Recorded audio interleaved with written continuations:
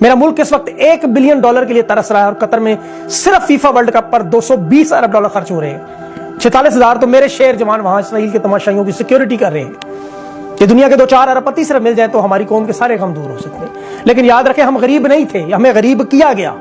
کس نے کیا؟ میں پھر ذکر کرتا ہوں اور پھر تلخی سے کروں گا آج۔ پہلے خبریں سن لیں۔ ڈونلڈ ٹرمپ کا ٹویٹر اکاؤنٹ بھی واپس آ گیا۔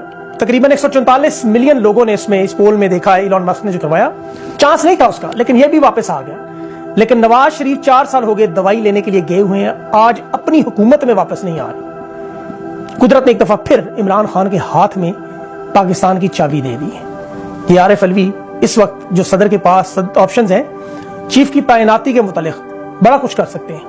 باجوہ صاحب نے جو 4 نام بھجوائے، ان میں کون لوگ شامل ہیں؟ یہ 26 نومبر کو جب عمران خان پنڈی میں آئے گا تو کیا ہو سکتا ہے؟ نیا آرمی چیف کیا کر سکتا ہے؟ کس کس کو گرفتار کر سکتا ہے؟ کون کون اس میں شامل ہو سکتا ہے؟ کیا وجوہات ہے؟ یہی سے میں شروع کرتا ہوں کہ شور بڑا مچا ہے کہ عمران خان کو سیاست نہیں آتی۔ یہ دعویٰ کرنے والے منہ میں انگلیاں دے کر بیٹھے ہوئے، کیونکہ عارف علوی کپتان کے ساتھ مل کر یہ بہت بڑی چال چل سکتا ہے، ان کے ہوش اڑ جائیں گے۔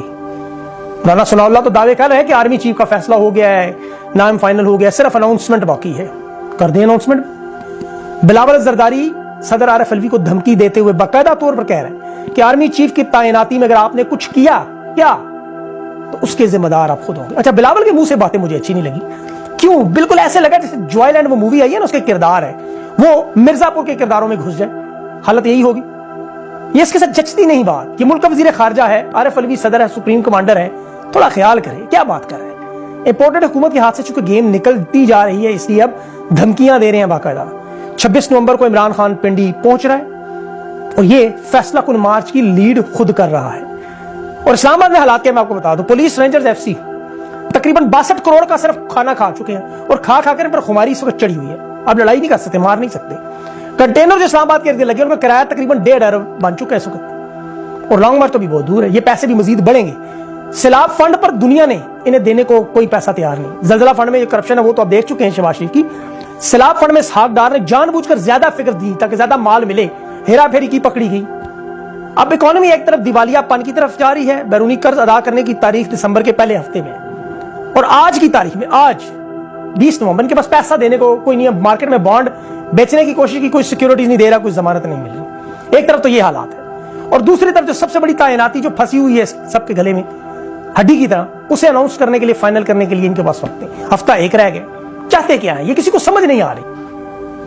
اب جو سمری صدر عارف علوی کو پہنچائی گئی جنرل باجوہ صاحب کی طرف سے براہ راست، اور شہباز شریف کو بیچ میں سے دودھ میں مکھی کی طرح نکال دیا ہے، اس میں اب دیکھیں آرمی ایکٹ میں جو ترمیم ہے اسے بھی حذف کر دیا، کیونکہ عمران خان نے اعلان کیا کہ اس آرمی ایکٹ کو سپریم کورٹ میں چیلنج کریں گے، اور اسی وجہ سے اب لیفٹیننٹ جنرل عاصم منیر کو اس دوڑ سے باہر کیا گیا۔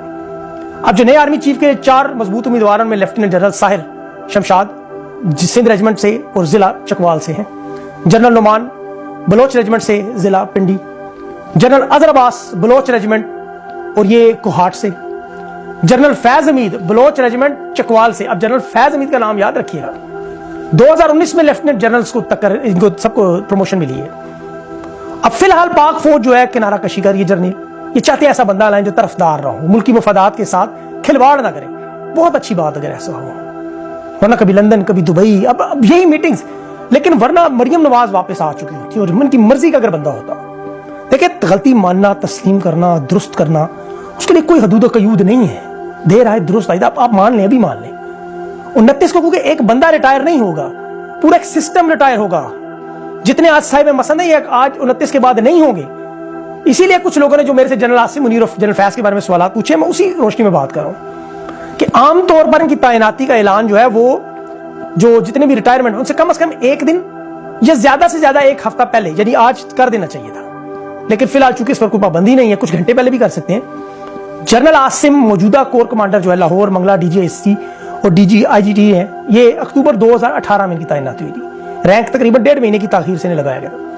اس وجہ سے ان کی جو ریٹائرمنٹ کی تاریخ ہے وہ اپنے جونیئرز کے بعد ہے، اور جو آرمی چیف کی ریٹائرمنٹ کی تاریخ ہے اس سے 2 دن پہلے، یعنی 27 نومبر۔